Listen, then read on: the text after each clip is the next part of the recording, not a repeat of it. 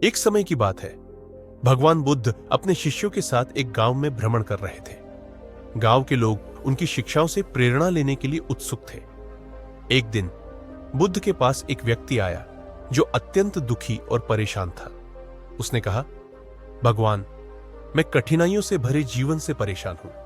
कृपया मुझे ऐसा कुछ बताइए जिससे मेरे जीवन में सुख और शांति आ सके। बुद्ध मुस्कुराए और बोले, सुख और शांति पाने के लिए तुम्हें दूसरों की मदद करनी होगी।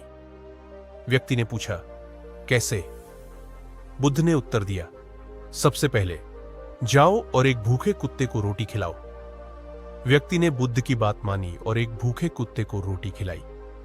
अगले दिन जब वह वापस बुद्ध के पास आया तो उसने बताया कि वह पहले से बेहतर महसूस कर रहा है। बुद्ध ने मुस्कुराते हुए कहा, तुमने एक साधारण कार्य किया, लेकिन इसका प्रभाव गहरा है।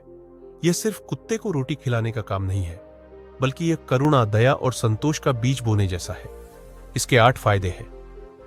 बुद्ध ने व्यक्ति को समझाया कि पहला फायदा है, तुमने भूखे को भोजन दिया, जो सबसे बड़ा पुण्य है। दूसरा, तुमने दया और करुणा का अभ्यास किया, जिससे तुम्हारा हृदय हल्का हुआ। तीसरा, तुमने अहंकार को कम किया और दूसरों के लिए सोचने की आदत डाली।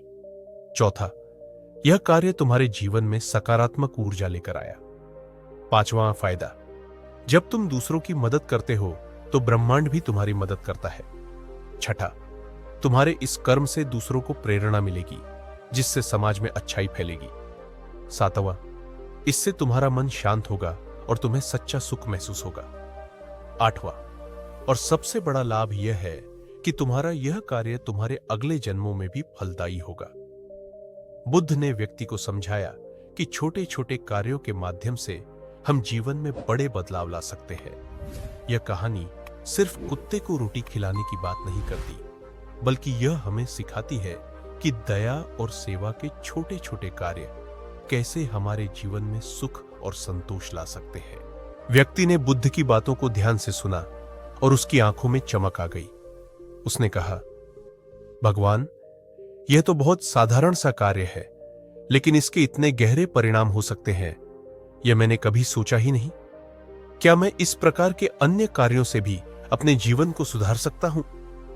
बुद्ध मुस्कुराए और बोले, हर जीव के प्रति करुणा और प्रेम दिखाना तुम्हारे जीवन को न केवल बेहतर बनाएगा, बल्कि तुम्हें भीतर से शांति और संतोष का अनुभव कराएगा। यह संसार एक दर्पण है, जैसा तुम इसमें दोगे वैसा ही यह तुम्हें लौट आएगा। इसके बाद बुद्ध ने एक और कहानी सुनाई। उन्होंने कहा, एक बार एक राजा ने मुझसे पूछा कि साधारण लोग क्या कर सकते हैं जिससे उनका जीवन सार्थक हो। मैंने उससे कहा कि एक भूखे प्राणी को भोजन देना, चाहे वह इंसान हो या पशु, सबसे सरल और प्रभावी कार्य है। उस राजा ने इसे अपनाया और हर दिन भूखे पक्षियों और जानवरों को दाना डालने लगा। कुछ समय बाद उसने महसूस किया कि उसकी चिंताएं कम हो रही थी, उसका मन शांत हो गया था और राज्य में सुख समृद्धि बढ़ने लगी। व्यक्ति ने पूछा, भगवान, क्या इसका मतलब यह है कि छोटे कार्य बड़े परिणाम लाते हैं?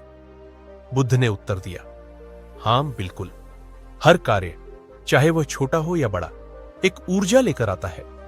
जब तुम किसी भूखे कुत्ते को रोटी खिलाते हो, तुम सिर्फ उसे पेट भरने में मदद नहीं करते, बल्कि ब्रह्मांड में सकारात्मक ऊर्जा का प्रवाह शुरू करते हो। यह ऊर्जा तुम्हारे पास लौटती है, तुम्हारे जीवन को बेहतर बनाती है। व्यक्ति को अब समझ में आ गया था कि कुत्ते को रोटी खिलाना केवल भूख मिटाने का साधन नहीं, बल्कि अपने भीतर की अच्छाई को जागृत करने का तरीका है।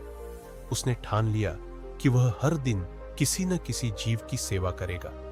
वह वापस गांव में गया और अपने दोस्तों और परिवार के लोगों को भी यह कहानी सुनाई। धीरे धीरे पूरा गांव इस आदत को अपनाने लगा। वे भूखे पशुओं को रोटी खिलाते, पक्षियों के लिए पानी रखते और जरूरतमंदों की मदद करते। गांव में चारों ओर सुख, शांति और खुशहाली का वातावरण फैल गया। बुद्ध के शिष्य इस परिवर्तन को देखकर अचंभित थे। उन्होंने बुद्ध से पूछा, भगवान, क्या यह सच है कि इतना छोटा कार्य भी इतना बड़ा बदलाव ला सकता है? बुद्ध ने जवाब दिया, सच यह है कि परिवर्तन हमेशा भीतर से शुरू होता है। जब तुम अपने भीतर की करुणा और प्रेम को जागृत करते हो, तो वह बाहर की दुनिया में भी प्रतिबिंबित होता है। यही कारण है कि छोटे छोटे कार्य भी बड़े परिणाम देते हैं। इस प्रकार यह कहानी सिर्फ एक शिक्षा है कि दूसरों की मदद करने से न केवल उनके जीवन में बल्कि हमारे जीवन में भी सकारात्मकता और शांति आती है। कुत्ते को रोटी खिलाने जैसे छोटे छोटे कार्य यह याद दिलाते हैं कि हर जीव, चाहे वह इंसान हो या पशु, इस ब्रह्मांड का एक महत्वपूर्ण हिस्सा है और उनकी सेवा करना सबसे बड़ा धर्म है। गांव में धीरे धीरे यह परंपरा बन गई कि हर घर में लोग भोजन बनाते समय कुछ हिस्सा जानवरों के लिए अलग रख देते थे। इससे गांव में आपसी प्रेम और सहानुभूति का माहौल और भी गहरा हो गया। बुद्ध की शिक्षा ने लोगों को सिखाया कि जीवन केवल अपने लिए नहीं है बल्कि दूसरों के लिए जीने में ही असली सुख है। एक दिन बुद्ध के एक अन्य शिष्य ने उनसे पूछा, भगवान, क्या केवल कुत्ते को रोटी खिलाना ही काफी है या हमें और भी कुछ करना चाहिए? बुद्ध ने उत्तर दिया, हर जीव अपने आप में एक अनोखी कहानी है। अगर तुम कुत्ते को रोटी खिलाते हो तो यह दया का एक रूप है, लेकिन तुम्हें यह समझना होगा कि दया केवल भोजन तक सीमित नहीं है। यह हर उस कार्य में है जिससे किसी का जीवन बेहतर हो सके। जब तुम किसी पेड़ को पानी देते हो, किसी पक्षी के लिए पानी रखते हो या किसी बीमार की सेवा करते हो, तो यह सब उसी दया का विस्तार है। बुद्ध ने आगे एक और कहानी सुनाई। उन्होंने कहा, बहुत समय पहले एक निर्धन महिला थी। उसके पास खाने के लिए मुश्किल से ही भोजन होता था, लेकिन वह अपनी थाली का पहला निवाला हमेशा एक कुत्ते को देती थी। एक दिन उस महिला ने एक स्वप्न देखा जिसमें एक देवदूत ने उससे कहा कि उसका यह छोटा सा कार्य उसके अगले 7 जन्मों के लिए सुख और समृद्धि लाने वाला है। वह महिला जागी और उसने समझा कि सच्चा पुण्य वही है जो बिना किसी स्वार्थ के किया जाए। यह सुनकर गांव के लोग और प्रेरित हो गए। अब वे सिर्फ कुत्तों और जानवरों की मदद करने तक सीमित नहीं रहे, बल्कि एक दूसरे की मदद करने में भी जुट गए। कोई बीमार को देखता तो कोई किसी गरीब को भोजन देता। हर दिन गांव में एक नया बदलाव दिखने लगा। गांव के चारों ओर हरियाली फैलने लगी, फसलें बेहतर होने लगी और गांव में कोई भी भूखा नहीं सोता था। एक दिन बुद्ध ने अपने शिष्यों से कहा, यह गांव अब स्वर्ग के समान हो गया है और यह सब इसलिए संभव हुआ क्योंकि लोगों ने एक साधारण काम को अपनाया और उसे अपनी आदत बना लिया। याद रखो, जीवन में बड़े बदलाव लाने के लिए असाधारण कार्य करने की आवश्यकता नहीं होती। छोटे छोटे कदम भी विशाल पर्वतों को हिला सकते हैं। बुद्ध की बातें सुनकर उनके शिष्य और गांव वाले भावुक हो गए। उन्होंने बुद्ध से वचन लिया कि वे इस शिक्षा को और आगे फैलाएंगे। बुद्ध मुस्कुराए और बोले, यही मेरे जीवन का उद्देश्य है, करुणा और प्रेम का संदेश फैलाना। जब तुम इसे अपने जीवन का हिस्सा बनाते हो तो तुम न केवल अपना बल्कि पूरे संसार का कल्याण करते हो। इस प्रकार बुद्ध की यह सरल सी शिक्षा कि कुत्ते को रोटी खिलाने के 8 फायदे केवल एक कहानी नहीं रही, बल्कि एक आंदोलन बन गई। इसने हर व्यक्ति को यह समझाया कि दया और सेवा ही सच्चा धर्म है। चाहे वह कुत्ते को रोटी खिलाना हो, पक्षियों के लिए दाना रखना हो या किसी इंसान की मदद करना, हर छोटा कार्य जीवन को सार्थक बना सकता है। बुद्ध की शिक्षा से प्रेरित होकर गांव के लोग हर जीव के प्रति संवेदनशील हो गए थे। एक दिन गांव में एक बड़ा पर्व मनाया जा रहा था। लोग अपने अपने घरों से स्वादिष्ट पकवान बनाकर मंदिर में लेकर आए थे। तभी एक बूढ़ी महिला जो बहुत करीब थी, मंदिर के पास एक कुत्ते को रोटी खिलाते हुए देखी गई। कुछ लोगों ने उसे देखकर कहा, तुम्हारे पास खुद के खाने के लिए कुछ नहीं है, फिर भी तुम इस कुत्ते को क्यों खिला रही हो? महिला ने मुस्कुराते हुए जवाब दिया, बुद्ध ने कहा था कि दया का सबसे बड़ा रूप यह है कि हम अपनी जरूरतों के बीच से भी दूसरों के लिए कुछ निकाल सके। मेरे पास भले ही बहुत कुछ ना हो, लेकिन इस कुत्ते का पेट भरने से मुझे जो संतोष मिलता है वह किसी पर्व के पकवानों से बड़ा है। वहां खड़े लोग यह सुनकर भावुक हो गए और उन्होंने महसूस किया कि दया और करुणा का महत्व धन दौलत से कहीं अधिक है।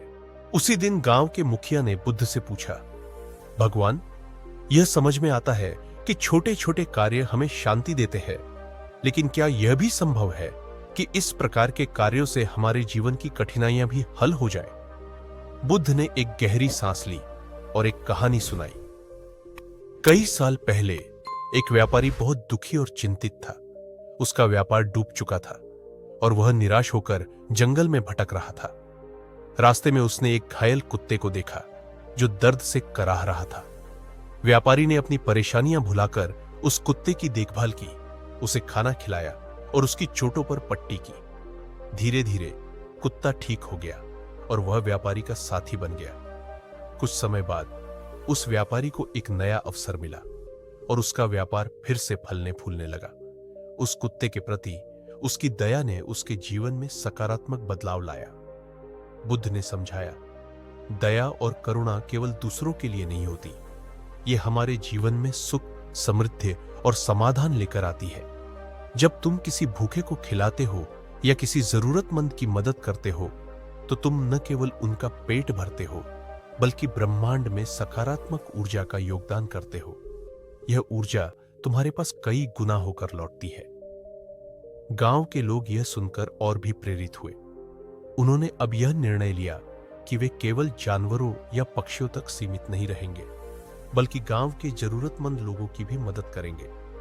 उन्होंने सामूहिक रूप से एक अनाज भंडार बनाया जहां हर घर से थोड़ा थोड़ा अनाज इकट्ठा किया जाता था। यह अनाज भूखे और गरीब लोगों के लिए इस्तेमाल किया जाता था। धीरे धीरे गांव में कोई भी भूखा नहीं रहा। जानवर, पक्षी और इंसान सभी के लिए भोजन की व्यवस्था होने लगी। इस सहयोग और सहानुभूति ने गांव को एक आदर्श स्थान बना दिया। दूर दूर से लोग इस गांव की कहानियां सुनने और सीखने आने लगे। बुद्ध ने अपने शिष्यों से कहा, यह गांव अब एक उदाहरण बन गया है कि जब लोग दया और सेवा को अपने जीवन का हिस्सा बनाते हैं तो न केवल उनका व्यक्तिगत जीवन बल्कि पूरा समाज बदल जाता है। याद रखो, करुणा और प्रेम ही वह बीज है जो दुनिया को स्वर्ग बना सकते हैं। गांव के लोग बुद्ध को प्रणाम करके बोले, भगवान, आपकी यह शिक्षा हमारे जीवन को सार्थक बना रही है। हम इसे हर पीढ़ी तक पहुंचाएंगे। और इसी तरह कुत्ते को रोटी खिलाने से शुरू हुई यह साधारण सी सीख एक ऐसी क्रांति बन गई जिसने हर दिल में करुणा और हर घर में शांति का दीप जलाया। समय बीतता गया, लेकिन बुद्ध की यह शिक्षा गांव के लोगों के जीवन का अभिन्न हिस्सा बन गई। गांव में हर किसी के मन में यह विश्वास घर कर गया था कि छोटे छोटे दयालु कार्य उनके जीवन को खुशहाल बनाएंगे।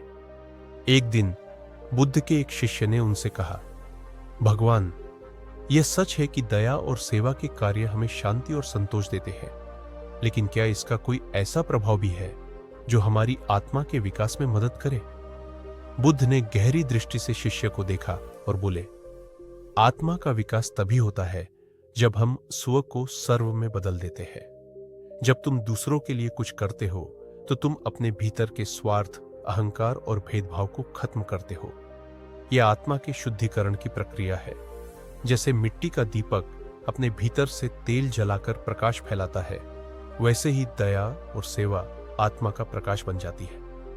बुद्ध ने शिष्यों को एक और कहानी सुनाई। उन्होंने कहा, किसी समय की बात है, एक किसान रोज सुबह अपनी फसल के पास बैठकर भगवान से प्रार्थना करता था कि उसकी फसल अच्छी हो, लेकिन हर बार कुछ न कुछ परेशानी आ जाती। एक दिन उसने एक घायल हिरण को अपनी फसल के पास पाया। उसने उसे भगाने के बजाय उसकी देखभाल की और उसे ठीक किया। कुछ समय बाद उस किसान की फसल आश्चर्यजनक रूप से बढ़िया हो गई। जब उसने कारण खोजा तो उसे पता चला कि हिरण के कारण अन्य जानवर उसकी फसल के पास नहीं आते थे। किसान ने महसूस किया कि उसकी दया ने उसे दोहरा लाभ दिया। एक तो उसने जीव की सेवा की और दूसरा उसकी फसल बच गई। इस कहानी ने शिष्यों को गहरे स्तर पर प्रभावित किया। बुद्ध ने समझाया, हर कार्य, चाहे वह छोटा हो या बड़ा, ब्रह्मांड में एक तरंग पैदा करता है। यह तरंग कभी व्यर्थ नहीं जाती। जब तुम किसी जीव की मदद करते हो तो वह मदद ब्रह्मांड के चक्र में घूमकर तुम्हारे पास लौटती है। इसे तुम कर्म का नियम कह सकते हो। गांव के लोग और शिष्य इस बात को सुनकर और अधिक प्रेरित हुए। उन्होंने अब केवल गांव तक ही अपने कार्य सीमित नहीं रखे। वे आसपास के गांवों में जाकर इस शिक्षा को फैलाने लगे। उन्होंने वहां के लोगों को समझाया कि कैसे दया और सेवा न केवल उनके जीवन में शांति और खुशहाली लाएगी, बल्कि उनके बच्चों को भी यह सिखाएगी कि जीवन का असली उद्देश्य केवल खुद के लिए जीना नहीं है। धीरे धीरे यह संदेश दूर दूर तक फैल गया। जिन जगहों पर यह शिक्षा पहुंची, वहां जीवन का स्तर बदलने लगा। लोग जानवरों को रोटी खिलाने लगे, पक्षियों के लिए पानी और दाना रखने लगे और जरूरतमंदों की सेवा करने लगे। हर गांव में करुणा और प्रेम का वातावरण बनने लगा। एक दिन बुद्ध ने अपने शिष्यों से कहा, याद रखो, यह केवल कुत्ते को रोटी खिलाने की बात नहीं है। यह एक प्रतीक है, एक साधन है जिससे तुम अपने भीतर की अच्छाई को जागृत कर सकते हो। हर बार जब तुम किसी की मदद करते हो तो तुम अपने भीतर छुपे हुए अंधकार को मिटाकर प्रकाश को जन्म देते हो। यह प्रकाश तुम्हें आत्मा की शुद्धि और जीवन के असली उद्देश्य की ओर ले जाता है। शिष्य और गांव के लोग इस शिक्षा को अपने जीवन का मार्गदर्शक बना चुके थे। उन्होंने महसूस किया कि इस छोटी सी सीख ने उनके जीवन को कितना गहरा और सार्थक बना दिया है। इस तरह बुद्ध की यह शिक्षा केवल एक गांव तक सीमित नहीं रही, बल्कि एक विचार बन गई जो पीढ़ी दर पीढ़ी लोगों के जीवन को प्रकाशित करती रही। गांव में बुद्ध की यह शिक्षा इतनी गहराई से समाई कि हर दिन इसे एक नए तरीके से अपनाया जाने लगा। गांव वाले अब केवल कुत्तों, पक्षियों या जरूरतमंदों तक सीमित नहीं थे। उन्होंने महसूस किया कि यह शिक्षा जीवन के हर पहलू में लागू हो सकती है। वे अब अपने खेतों में काम करते समय अधिक सावधानी बरतने लगे ताकि अनजाने में किसी जीव को नुकसान न पहुंचे। वे पेड़ लगाते, नदियों की सफाई करते और एक दूसरे की मदद के लिए हर समय तैयार रहते। एक दिन गांव में एक व्यापारी आया। उसने देखा कि यहां के लोग इतने शांतिपूर्ण और खुशहाल थे कि वह चकित रह गया। उसने मुखिया से पूछा, यहां ऐसा क्या खास है कि आपका गांव इतना अलग दिखता है? यहां के लोग इतने सुखी और सुलझे हुए क्यों हैं?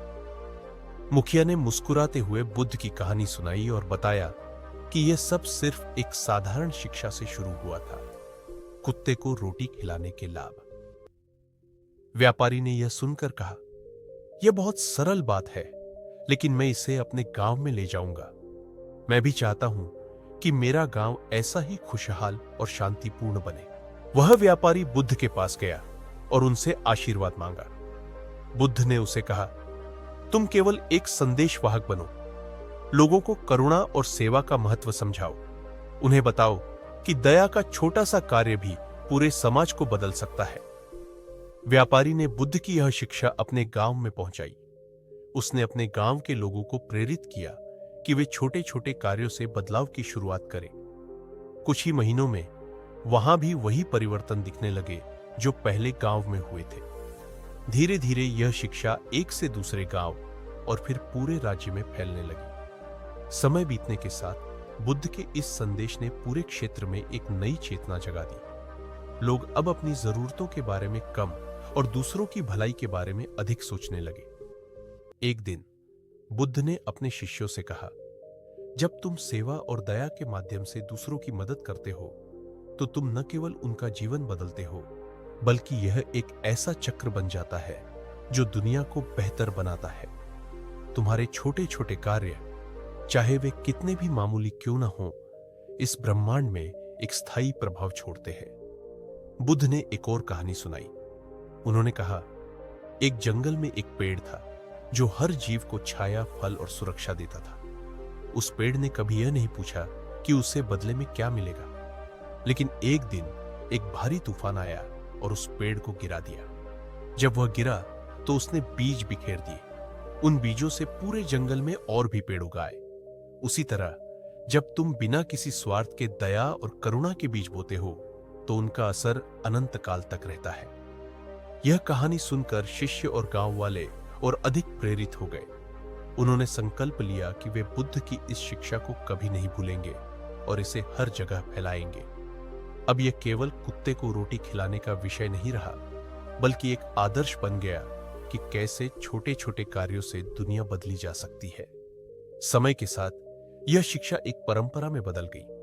हर गांव, हर शहर में लोग इस आदत को अपनाने लगे। बच्चों को बचपन से ही सिखाया जाने लगा कि दूसरों की मदद करना, चाहे वह इंसान हो या जानवर, सबसे बड़ा धर्म है। बुद्ध की यह शिक्षा केवल शब्दों तक सीमित नहीं रही, बल्कि लाखों जीवनों का हिस्सा बन गई। और इस प्रकार कुत्ते को रोटी खिलाने से शुरू हुई यह कहानी न केवल एक गांव या राज्य, बल्कि पूरी मानवता के लिए करुणा और दया का मार्गदर्शक बन गई। तो दोस्तों, अगर आपको हमारा वीडियो पसंद आया हो तो कृपया इसे लाइक करें, शेयर करें और हमारे चैनल को सब्सक्राइब करना न भूलें। साथ ही बेल आइकन दबाना न भूलें ताकि आप हमारे अगले वीडियो से हमेशा जुड़े रहें। धन्यवाद।